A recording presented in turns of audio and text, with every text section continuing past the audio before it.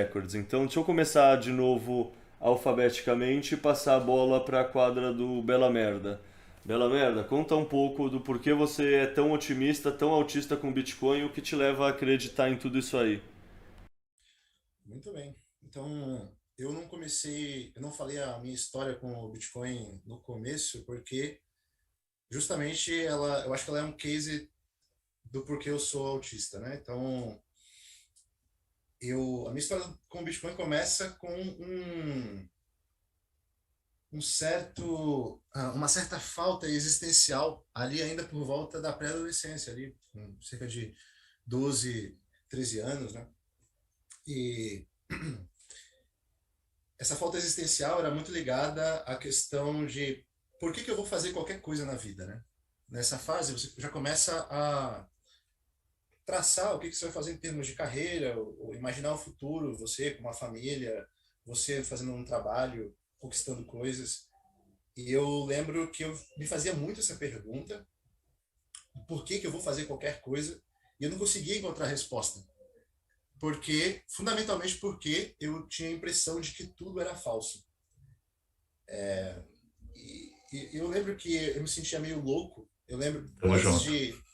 pois é, antes de Matrix fazer muito sucesso com essa coisa da Red Pill dentro dos meios bitcoinheiros e tal, eu já era muito ligado a esse filme, ele sempre foi meu filme preferido, porque eu sempre gostei muito daquela fala do Morfeu a respeito de que tem alguma coisa errada com o mundo que eu não sei muito bem o que que é, mas essa coisa me incomoda e fica ali na minha mente me incomodando e sabe? E eu tinha a impressão de que essa coisa errada com o mundo era uma coisa muito séria e estava ligado a essa questão, estava ligado à questão de que as coisas apodrecem com muita facilidade nesse mundo. E portanto, toda a resposta que eu chegava para a pergunta o que eu vou fazer quando eu crescer, o que eu vou fazer da minha vida, por que trabalhar, eu sempre terminava pensando que tudo estava destinado ao pó, tudo estava destinado a se desfazer e sem dignidade alguma, né? Então, isso foi o início da minha jornada em busca do Bitcoin, mesmo que eu ainda não soubesse daquilo, né? Então, eu comecei a me impregnar ali, eu tinha, quando eu tinha por volta dos 14 anos, em 2012, eu comecei a me impregnar de todas as formas de pensar diferente, né? Então, o YouTube me ajudou muito com isso. Eu fui atrás de vários intelectuais de de diversos campos do pensamento, né? E um desses intelectuais, entre aspas, aqui, aliás, sem aspas, foi o tal do Daniel Fraga, né? Ali por volta entre 2012, 2013 e 2014. E eu lembro que eu achava o Daniel Fraga um dos caras mais cômicos dentre os meus, dentre as pessoas que eu usava para como consulta para expandir a minha forma de pensar, eu achava ele uma piada, mas uma piada que me incomodava porque de alguma forma eu sentia que fazia sentido aquele negócio. E eu não queria ser aquele cara, eu não queria, porque assim, quando você é criado num mundo fiat, né? Quando você é criado como eu fui ali na adolescência numa escola que era uma escola de excelência entre aspas, onde os meus professores de geografia, de história, eles eram todos doutores, inclusive alguns deles são figurinhas famosas no meio da intelectualidade, que eu não vou falar, senão eu vou quebrar o OPSEC, mas, enfim, eu tive contato com o melhor da cultura de esquerda que pode existir, sabe? Os melhores profissionais ou os piores, dependendo do teu ponto de vista, né? Então, eu tive uma excelente educação de esquerda, eu tive uma excelente educação de direito também na internet, e eu tinha o Daniel Fraga, que abria a porteira para coisa ali do anarcocapitalismo e do Bitcoin. E nessa época eu achava que o Bitcoin, naturalmente, era a moedinha de internet, e eu achava que o libertarianismo era a maior piada do mundo, né?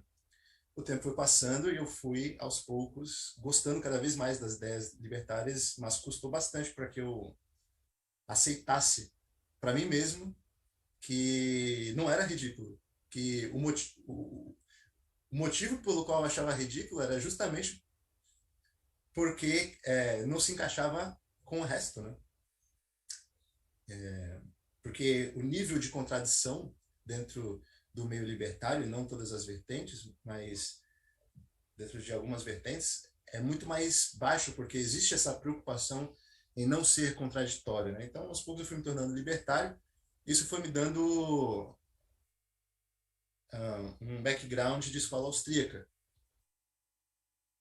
Ainda assim, eu não estava longe de chegar na resposta do que eu vou fazer dessa vida, por que fazer qualquer coisa ao invés de não fazer nada, por que viver ao invés de morrer. E eu fui me tornando meio que um adolescente deprimido, né? Porque fazer qualquer coisa ao invés de não fazer nada, sendo que esse mundo é todo podre, todo corrompido, e você começa a perceber nessa fase, pelo menos eu, que, sei lá, a propaganda é tudo mentira, o jornal é tudo mentira, o que eu aprendo na escola é tudo mentira, os investimentos são todos mentirosos, porque com a formação de escola austríaca você começa a perceber essa questão da inflação e tal. Então, engraçado que aderir à escola austríaca sem compreender o Bitcoin na adolescência, na verdade, acabou tendo um efeito depressivo muito grande na minha personalidade, né? Não foi uma experiência positiva naquele momento, embora eu estivesse criando um certo caráter que veio a ser útil no futuro por conta dessas experiências, né? Então, eu, em algum momento, me vi ali por meio... Em 2017, eu tive mais contatos com o Bitcoin, também pela escola austríaca, ali, vendo vídeos do Rafael. E o Rafael comentou uma coisa que ficou muito na minha cabeça, que era a ideia de que se você juntasse todos os computadores do mundo para tentar fazer um ataque de 51% no Bitcoin, ainda assim não seria possível, por uma série de motivos. E aquilo ficou muito na minha cabeça, no sentido de que, como assim não seria possível? Se tudo que existe no mundo é tão podre, tão frágil e tão instável, e que tende, e com uma super tendência a fracassar, sabe? Isso ficou guardado na minha mente, até que mais tarde na faculdade o assunto de, agora, criptomoedas, não mais como Bitcoin, voltou a aparecer, e o Bitcoin, na minha cabeça, era parte daquilo. Era parte de um cenário de fachada de mais um tipo de golpe que existe no mundo. Agora agora Bitcoin é criptomoeda, e tem essas pessoas aqui no YouTube fazendo vídeos ridículos com caras e bocas, e era mais uma coisa que eu tinha que me afastar, sabe?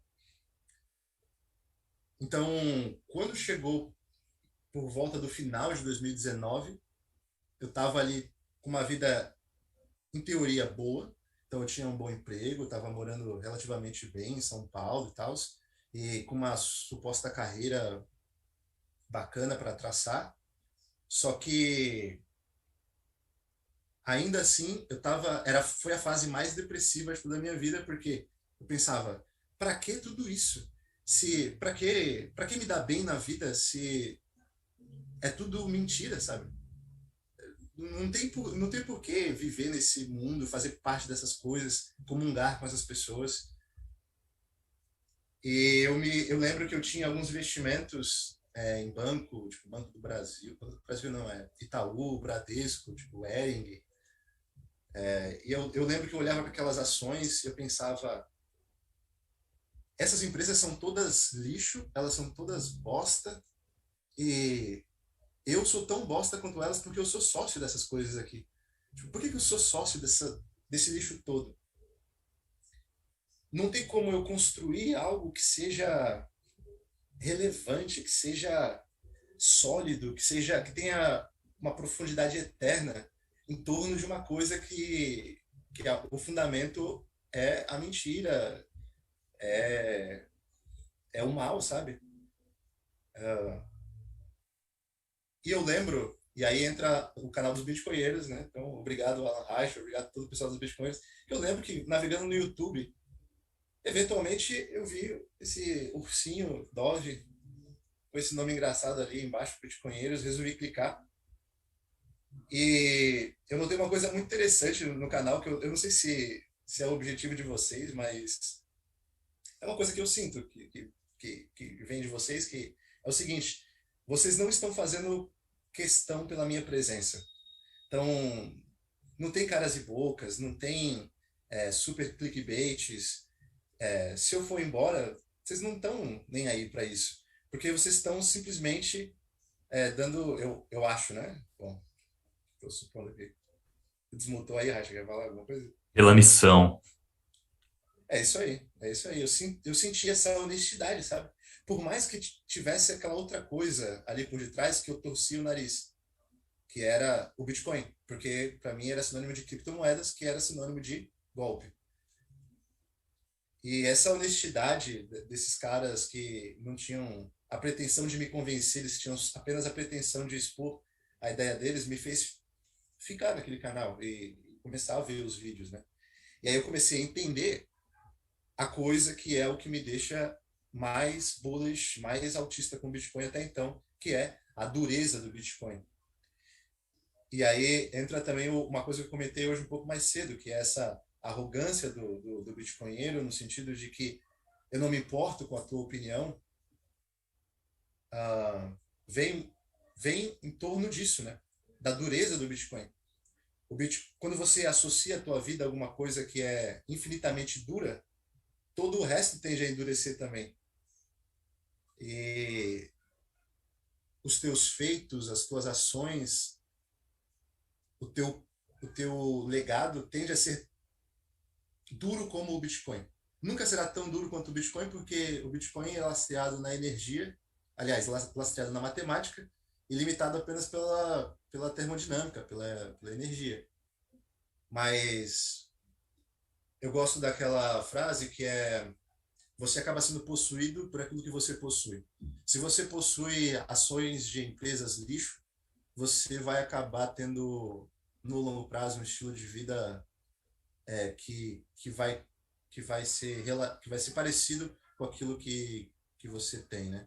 Se você possui carros, tipo, sei lá, que são mal feitos, que hoje em dia tudo é mal feito, né?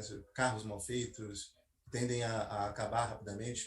O celular que tu compra tende a durar apenas 2 anos.